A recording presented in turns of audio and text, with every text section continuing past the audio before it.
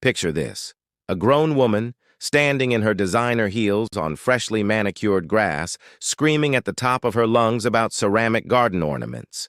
At the same time, neighbors peek through their blinds in absolute disbelief. This is on a scene from a reality TV show. This is what happened when Margaret Chen decided her collection of whimsical garden gnomes was somehow a threat to the very fabric of suburban society. Where are you watching from? Please feel free to leave a comment below, as you are about to witness one of the most bizarre HOA power trips you have ever seen. What started as an innocent attempt to add some personality to a front yard spiraled into a neighborhood war that would make even Dr. Phil shake his head in disbelief. By the end of this story, you'll discover how 7 innocent garden gnomes became the catalyst for exposing corruption, manipulation, and abuse of power that ran so deep it would ultimately bring down an entire HOA board. But more importantly, you'll see how sometimes the most ridiculous battles can lead to the most satisfying victories. Margaret thought she was buying some cute decorations for her garden. She had no idea she was about to go to war with a woman who would stop at nothing to maintain her iron grip on a community that was already cracking under the pressure of her tyrannical rule. Margaret Chen had always been the type of person who minded her own business. After 23 years as an elementary school teacher, she'd finally saved enough to buy her dream home in Willowbrook Estates, a pristine, planned community nestled in the hills outside Portland, Oregon. The neighborhood marketed itself as "where community meets tranquility," featuring identical colonial-style houses with perfectly manicured lawns and flower beds that looked like they belonged in a home and garden magazine. What Margaret didn't fully grasp during her house hunting process was that Willowbrook Estates operated under one of the most restrictive homeowners associations in the entire county. The HOA president, Patricia Blackwood, had held her position for over 8 years, an unprecedented reign that should have been Margaret's first red flag. Patricia wasn't just any HOA president. She was a former corporate executive who'd been forced into early retirement after what insiders called personality conflicts with her management style. Patricia treated the neighborhood like her personal kingdom. Every blade of grass, every mailbox, every doormat had to meet her exacting standards. She'd been known to measure the height of residents' lawns with a ruler and issue citations for grass that exceeded the 3-inch maximum by even a 1/4 inch. Her daily routine included power walking through the community with a clipboard, documenting violations that ranged from reasonable to absolutely absurd. The other 4 members of the HOA board were essentially Patricia's enablers. There was Harold Summers, a retired accountant who'd moved to the neighborhood specifically because he appreciated order and structure. Sandra Mitchell, a real estate agent who genuinely believed that any deviation from uniformity would somehow crash property values. David Park, a software engineer who rarely spoke at meetings but nodded along with whatever Patricia suggested. And finally, Linda Rodriguez, whose main qualification was that she agreed with everything Patricia said while simultaneously complaining about how much work the position required. But let's rewind and focus on how Margaret ended up in this seemingly perfect yet suffocating community. After decades of living in apartments and renting small houses, Margaret had finally achieved her goal of home ownership at 51 years old. She'd scrimped and saved, working summer school programs and tutoring students after hours to build up her down payment. The house she'd fallen in love with was a modest 3-bedroom colonial with a small but charming front yard and a backyard that backed up to a wooded area. During the home buying process, Margaret had skimmed through the HOA documents, all 97 pages of them. Like most first-time buyers in HOA communities, she'd focused on the basics: monthly dues, architectural review processes, and general community rules. What she'd missed were the more obscure regulations buried deep in appendices and subsections, including a particularly vague clause about decorative elements that maintain community aesthetic standards. For the first 6 months of living in Willowbrook Estates, Margaret kept a low profile. She attended HOA meetings sporadically, always sitting in the back row and never raising her hand to speak. She observed Patricia's authoritarian style, but figured it didn't affect her directly, since she was naturally inclined to keep her property neat. Margaret planted some basic flowers, kept her grass trimmed, and painted her front door the approved shade of burgundy red. Everything changed during a particularly difficult week in March. Margaret had been dealing with the stress of standardized testing season at school, her elderly mother's health issues, and the overwhelming feeling that, despite achieving her dream of home ownership, her life felt increasingly sterile and joyless. Walking through the neighborhood, she realized that every house looked virtually identical. The approved color palettes, standardized landscaping, and uniform architectural features created an environment that felt more like a movie set than a place where real people lived.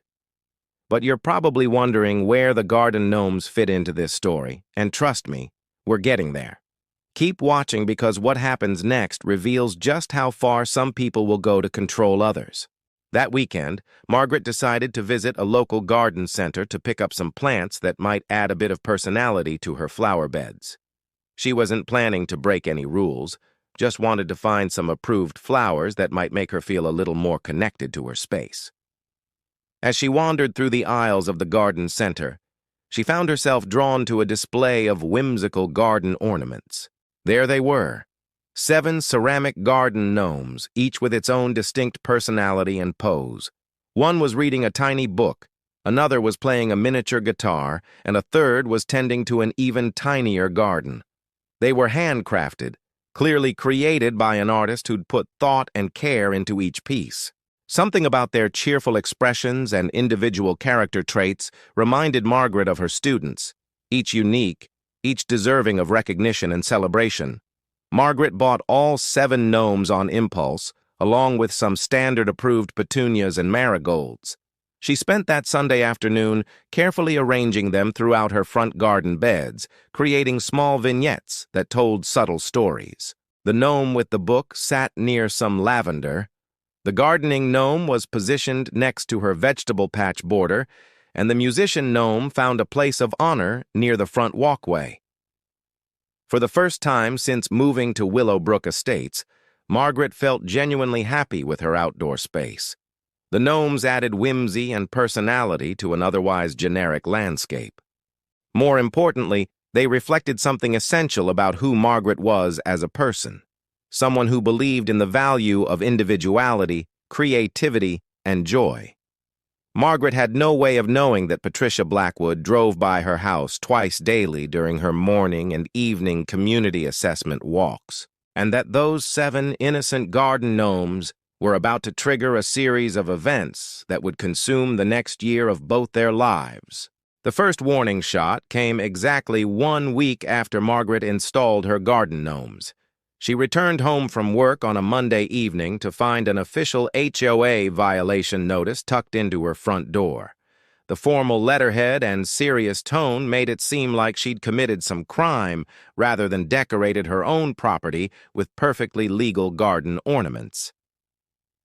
The violation cited Section 1237 of the HOA Covenants, which stated that decorative elements must be pre-approved by the Architectural Review Committee and must conform to established community aesthetic standards.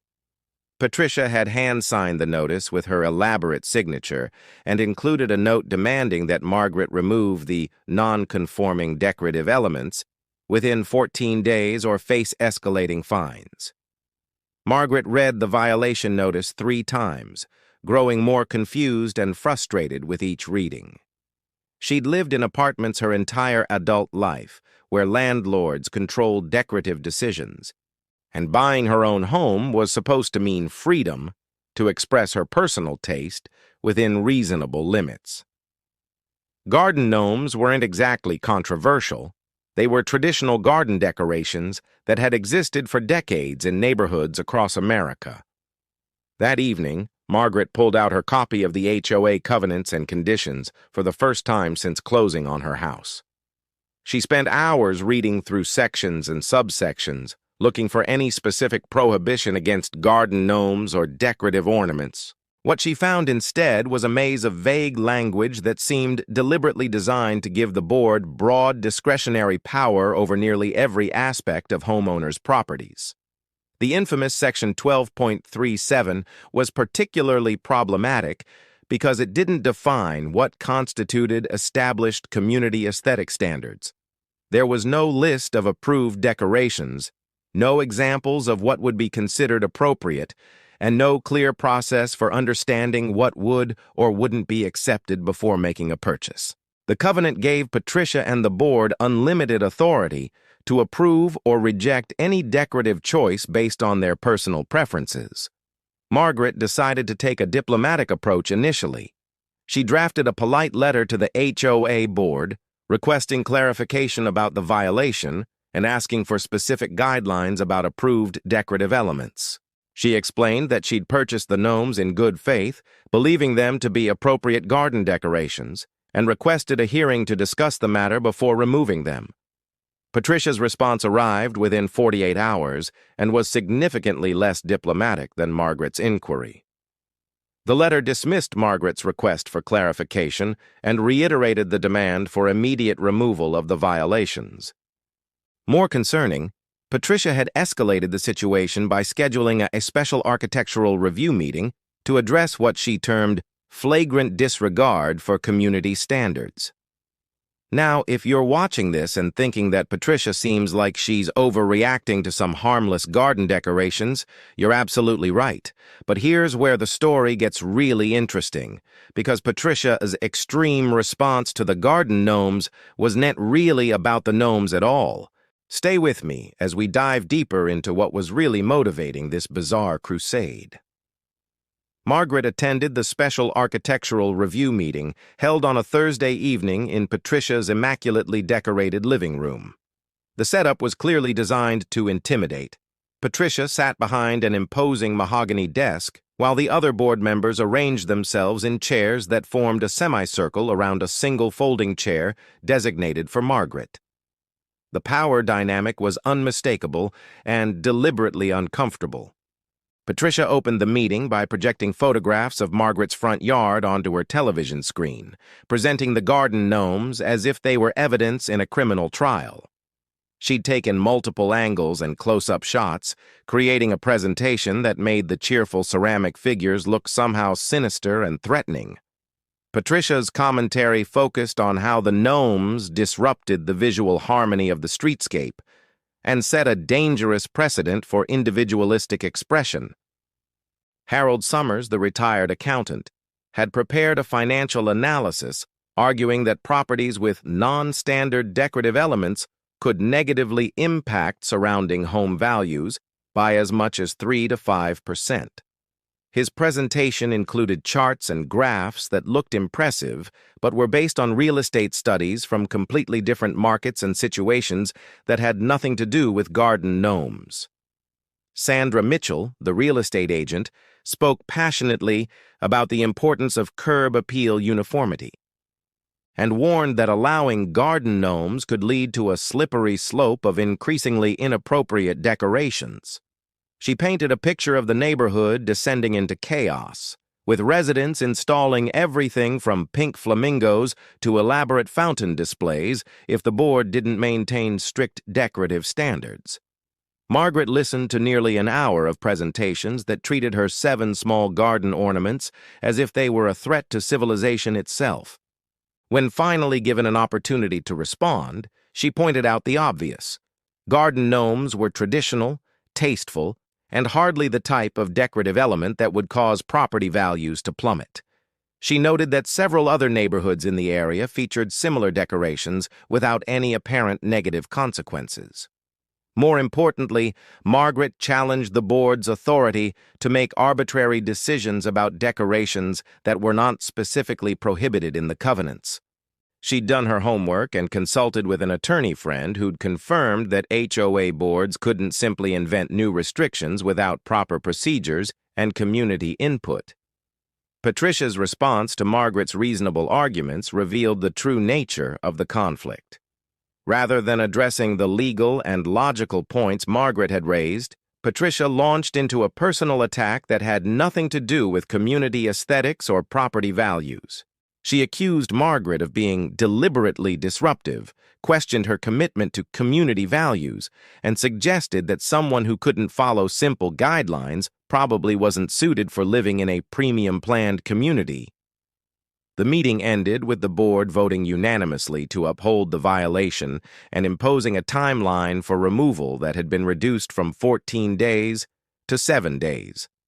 They also voted to implement daily fines of $50 per day for each day the gnomes remained after the deadline, meaning Margaret would be charged $350 per day if she chose to keep her decorations. But here's where Margaret made a decision that would change everything. Instead of quietly removing the gnomes and accepting defeat, she decided to fight back. And what happened next would expose a level of HOA corruption and abuse of power that would shock even the most cynical observers. Margaret spent that weekend researching HOA law, property rights, and similar disputes that had been resolved in favor of homeowners.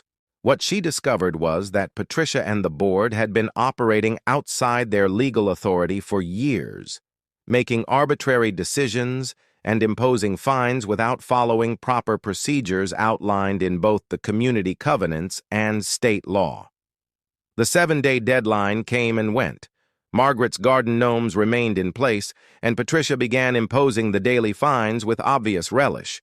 But Margaret had a plan, and Patricia had no idea that her reign of terror was about to come to a very public and very embarrassing end.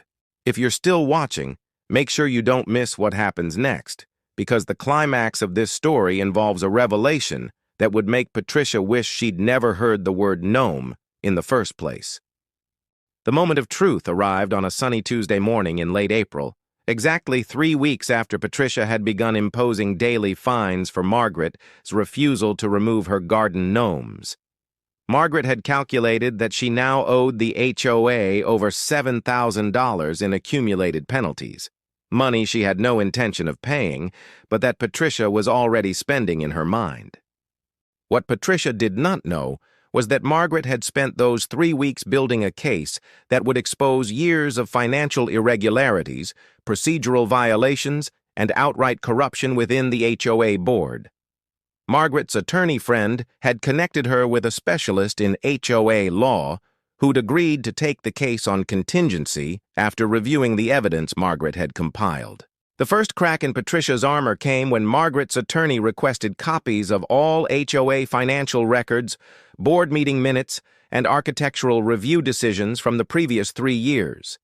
This type of records request was legally required under state law, but Patricia had apparently never expected anyone actually to exercise their right to examine HOA documents. Patricia's initial response was to deny the request entirely, claiming that HOA records were confidential internal documents that weren't subject to homeowner review. This was completely incorrect legally, and her refusal to provide the required documentation immediately strengthened Margaret's position.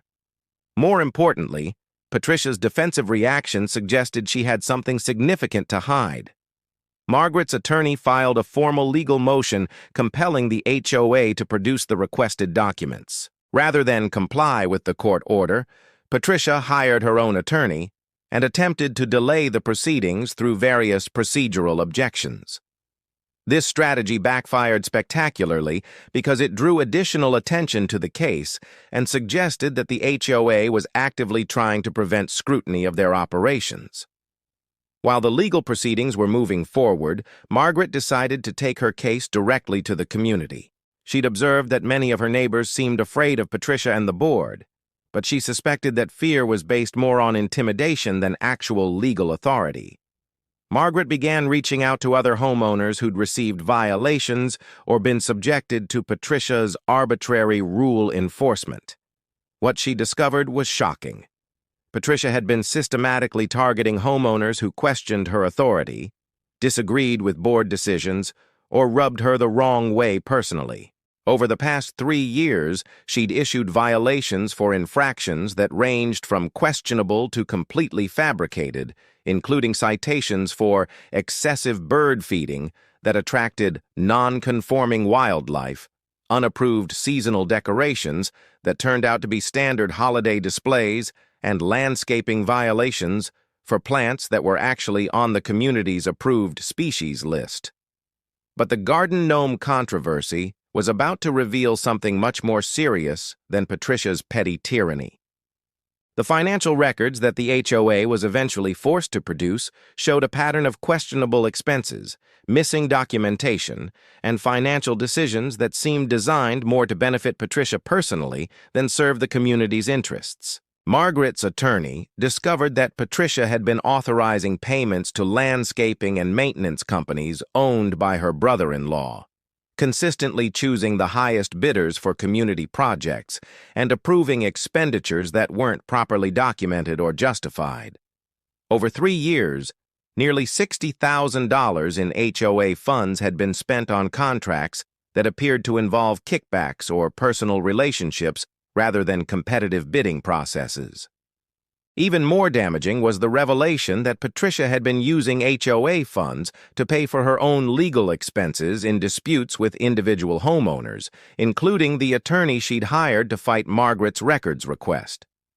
This type of expense was explicitly prohibited by the community covenants and represented a clear case of self-dealing that could result in criminal charges. But the most explosive discovery came when Margaret's attorney examined the architectural review decisions from the previous 3 years. It turned out that Patricia had been selectively enforcing decorative standards based on her personal relationships with homeowners rather than the consistent application of community rules. Harold Summers, the board member who'd prepared the elaborate presentation about how garden gnomes would destroy property values, had been approved for a decorative water feature in his front yard that was significantly more elaborate and visually prominent than Margaret's small ceramic ornaments. Sandra Mitchell, the real estate agent who'd warned about the dangers of individualistic expression, had received approval for decorative shutters and window boxes that weren't mentioned anywhere in the architectural guidelines. Most damaging of all, Patricia herself had installed decorative elements at her own property that violated multiple sections of the covenants she was so aggressively enforcing against others. Her front yard featured elaborate topiary displays, decorative lighting, and ornamental fencing that would have resulted in immediate violation notices if installed by any other community resident. The hypocrisy was so blatant and well documented that Margaret's attorney began preparing not just a defense against the garden gnome violations, but a comprehensive lawsuit alleging selective enforcement, financial misconduct, and breach of fiduciary duty by the entire HOA board. But Margaret wasn't satisfied with just legal remedies. She wanted Patricia and the board to face public accountability for their actions. And she had a plan that would ensure the entire community witnessed the dramatic conclusion to their garden gnome war. Margaret organized a special community meeting, which was her legal right under the HOA covenants. She sent formal notices to every homeowner in Willowbrook Estates, detailing the financial irregularities and selective enforcement patterns she'd uncovered. More importantly, she invited local media to cover what she described as a community accountability meeting addressing HOA corruption and abuse of power. The meeting was scheduled for a Saturday morning in the community clubhouse, and Margaret made sure that every piece of evidence she'd compiled would be presented publicly. She prepared a presentation that would make Patricia's garden gnome slideshow look like amateur hour, with documented proof of financial misconduct, selective enforcement, and legal violations that spanned years of board operations. Patricia tried to prevent the meeting through various procedural objections, but she'd already lost the legal high ground by refusing to provide required documentation and misusing HOA funds. Her attempts to cancel or control the meeting only drew more attention and convinced additional homeowners that she was trying to hide serious misconduct. The morning of the community meeting, Margaret arrived early to set up her presentation materials. She'd invited not just her attorney, but also a forensic accountant who had reviewed the HOA financial records and a local investigative journalist who specialized in covering municipal corruption stories. The stage was set for Patricia's very public downfall, and it all started with 7 innocent garden gnomes that she should have ignored. What happened during that community meeting would become legendary in HOA dispute circles, and the aftermath would ensure that Patricia's name became synonymous with everything wrong with unchecked homeowner association power. But more importantly, it would prove that sometimes the most ridiculous battles can expose the most serious problems, and that standing up to bullies, even when the stakes seem small, can lead to victories that benefit entire communities. The community meeting that Margaret organized drew a crowd that exceeded everyone's expectations. The clubhouse, which typically hosted maybe 20 people for routine HOA meetings, was packed with over 80 homeowners, local media representatives, and even residents from neighboring communities who'd heard about the garden gnome controversy through social media and local news coverage. Patricia arrived 15 minutes late, accompanied by Harold Summers and Sandra Mitchell. David Park and Linda Rodriguez had apparently decided that discretion was the better part of valor, and chose not to attend. Patricia's entrance was met with a mixture of curious stares and barely concealed hostility from homeowners who'd finally learned about the financial irregularities and selective enforcement patterns that had been hidden from community oversight. Margaret began her presentation with a simple PowerPoint slide showing her 7 garden gnomes arranged in her front flower beds. The contrast between these innocent decorative elements and the massive legal and financial scandal they'd helped expose was so stark that several audience members actually laughed out loud. Margaret had deliberately chosen to start with humor because she wanted the community to understand just how absurd Patricia's initial overreaction had been. But the mood in the room quickly became more serious as Margaret began presenting the evidence she'd compiled over the previous months. The forensic accountant she'd hired took the podium to explain the financial irregularities in language that every homeowner could understand. $60,000 in questionable expenditures, contracts awarded without competitive bidding, personal legal expenses paid with community funds, and financial decisions that appeared designed to benefit board members rather than serve community interests. The most damaging revelation came when Margaret's attorney presented side-by-side photographs comparing decorative elements at Patricia's own property with the garden gnomes that had triggered the entire controversy. Patricia's elaborate topiary displays, decorative lighting, and ornamental fencing were clearly more elaborate and visually prominent than Margaret's small ceramic figures. Yet they'd never been subject to architectural review or community approval processes. Harold Summers attempted to defend the board's actions by arguing that the financial irregularities were accounting errors, and that the selective enforcement was based on contextual aesthetic judgments rather than personal bias. His explanations only made the situation worse because they highlighted the arbitrary and capricious nature of the board's decision-making process. Sandra Mitchell tried a different approach, suggesting that Margaret was making a mountain out of a molehill, and that garden gnomes were inherently different from other decorative elements because they represented cultural kitsch rather than tasteful ornamentation. Her attempt to justify the double standard based on subjective aesthetic preferences only reinforced the argument that the board was making arbitrary decisions based on personal taste rather than consistent community standards. But Patricia's response to the evidence presentation was what really sealed her fate. Rather than acknowledging any mistakes or attempting to address the documented problems, she launched into a personal attack against Margaret that revealed the true nature of her character. She accused Margaret of being a troublemaker who'd moved to the community specifically to cause problems, questioned her motives for challenging board authority, and suggested that homeowners who couldn't accept reasonable community standards should consider moving elsewhere. Patricia's defensive and aggressive response demonstrated exactly the kind of authoritarian mindset that had created the problems in the first place. More importantly, her refusal to take responsibility for documented financial misconduct and selective enforcement convinced even previously supportive community members that significant changes were needed. the local investigative journalist who attended the meeting published a comprehensive article the following week that brought regional attention to the Willowbrook Estates controversy. The article framed the garden gnome dispute as a perfect example of how HOA boards could abuse their authority and terrorize homeowners through arbitrary rule enforcement and financial misconduct. Margaret's case became a cautionary tale about the dangers of unchecked HOA power, and Patricia became the poster child for everything wrong with homeowner association governance. But the real resolution came through the legal proceedings that followed the community meeting. Margaret's attorney filed a comprehensive lawsuit against the HOA board alleging breach of fiduciary duty, selective enforcement, financial misconduct, and violation of homeowners' rights. The evidence was so overwhelming that the HOA's insurance company immediately began settlement negotiations rather than risk a trial that would likely result in significant damages and negative publicity.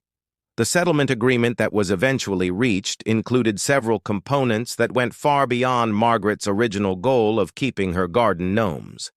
The HOA was required to reimburse Margaret for all legal expenses and remove all fines related to the garden gnome violations. More importantly, the settlement mandated comprehensive governance reforms that would prevent future abuse of board authority. Patricia was required to resign from the HOA board immediately and was prohibited from seeking any leadership position within the community for a period of 5 years. Harold Summers and Sandra Mitchell also stepped down, citing personal reasons that everyone understood were related to their role in the financial irregularities and selective enforcement patterns. The settlement also required the HOA to implement new financial oversight procedures, establish clear and objective architectural review standards, and create an independent appeals process for homeowners who disagreed with board decisions. These reforms would benefit not just Margaret, but every current and future resident of Willowbrook Estates. Perhaps most satisfying for Margaret was the requirement that the HOA publish a formal apology in the community newsletter acknowledging that the garden gnome violations had been improperly issued and that the board had failed to follow required procedures for architectural review and rule enforcement. The apology also committed the community to respecting homeowners' rights to reasonable personal expression within their properties. The financial impact of the settlement was significant enough to require a special assessment for all homeowners, which ensured that everyone in the community understood the cost of allowing board members to operate without proper oversight. The special assessment also served as a powerful reminder that HOA governance failures ultimately affect every resident's wallet, creating incentives for more active community participation in board oversight. Margaret's garden gnomes remained in place throughout the entire controversy and continued to decorate her front flower beds to this day. But more importantly, they've become symbols of successful resistance to arbitrary authority and proof that individual homeowners can successfully challenge HOA abuse when they're willing to do the research, build community support, and pursue legal remedies. The new HOA board that was elected following Patricia's resignation adopted a dramatically different approach to community governance. They established clear, objective standards for architectural review, implemented transparent financial reporting procedures, and created multiple opportunities for homeowner input on community decisions. The monthly board meetings transformed from Patricia's one-woman show into collaborative discussions that actually serve community interests. Margaret's victory had ripple effects beyond Willowbrook Estates. Her case was cited in subsequent HOA disputes across the region, and the legal precedents established through her lawsuit strengthened homeowners' rights in similar communities. Real estate attorneys began using her case as an example of successful challenges to HOA overreach, and property management companies started advising boards to be more cautious about arbitrary rule enforcement. But the most important long-term impact was the change in community culture that Margaret's stand helped create. Homeowners who'd previously been afraid to challenge board decisions began participating more actively in community governance. The culture of fear and intimidation that Patricia had cultivated was replaced by a more collaborative approach that balanced community standards with respect for individual homeowners' rights. Margaret continued living in Willowbrook Estates and eventually served a term on the HOA board herself, helping to implement the governance reforms that her lawsuit had mandated. Her experience taught the community that effective HOA governance requires active homeowner participation and that boards function best when they're held accountable for their decisions. The garden gnome controversy that began as Patricia's attempt to control every aspect of community aesthetics ended up exposing systemic problems that had affected dozens of homeowners over multiple years. Margaret's refusal to be intimidated by arbitrary authority not only protected her own property rights, but also created lasting changes that benefited the entire community. Today, Willowbrook Estates features a variety of tasteful decorative elements that reflect homeowners' individual personalities, while maintaining the overall aesthetic appeal that attracted residents to the community in the first place.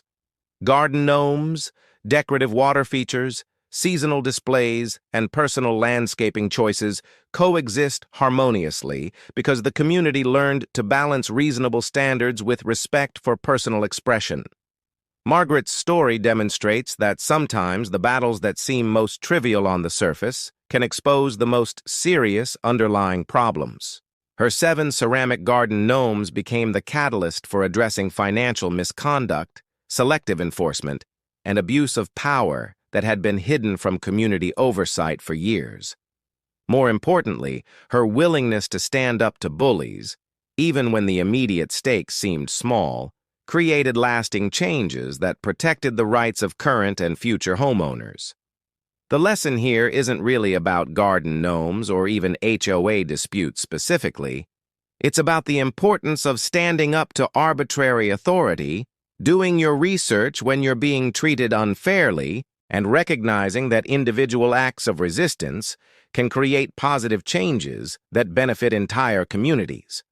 Margaret could have quietly removed her decorations and accepted Patricia's authority, but her decision to fight back exposed problems that needed to be addressed and created solutions that will protect homeowners for years to come.